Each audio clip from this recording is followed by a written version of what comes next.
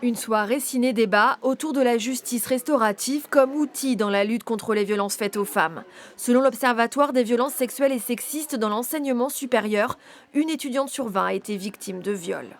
Ici, c'est l'occasion, à travers la fiction, de leur permettre d'échanger à propos de ces violences dans ce cadre un peu feutré et serein qu'est la salle de cinéma, avec des personnes engagées dans des processus de réparation pour peut-être aussi les amener à les saisir et à se renseigner et voilà, à trouver peut-être pour eux-mêmes une forme de tranquillité. Je veux qu'on se mette d'accord sur des choses et qu'on s'y tienne. À travers la projection du film Je verrai toujours vos visages de Jeanne Herry, les étudiants découvrent que l'on peut se confronter à son agresseur dans le cadre d'une médiation. C'est plus un documentaire et je trouvais ça très réaliste et du coup très utile. J'ai beaucoup aimé le film et le dispositif parce que ça aide à apprendre, avoir la vision de l'agresseur et de l'agressé pour les deux, parce que les deux camps ne connaissent pas l'autre vision et du coup moi j'ai beaucoup aimé le film. Si j'ai le moindre doute sur le fait que cette rencontre puisse faire du mal à Chloé, il est évident que cette rencontre n'aura pas lieu.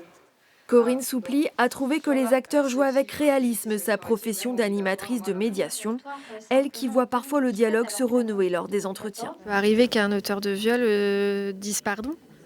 Alors oui, en effet, ça peut arriver. Et parfois, ça fait partie des attentes. C'est qu'est-ce qu'elle a envie d'exprimer auprès de la victime. Ça fait du bien. A priori, c'est les effets que les personnes, dans les témoignages, c'est ce qui ressort. Cependant, la justice restaurative n'est pas magique. Elle est très difficile à mettre en œuvre dans le cadre de violences conjugales.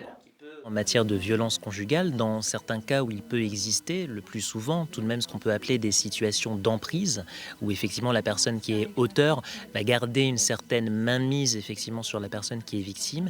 Il est vrai que dans ce cadre, la justice restaurative peut être compliquée à être mise en place. Est-ce que vous êtes un peu convaincu que la justice restaurative est intéressante?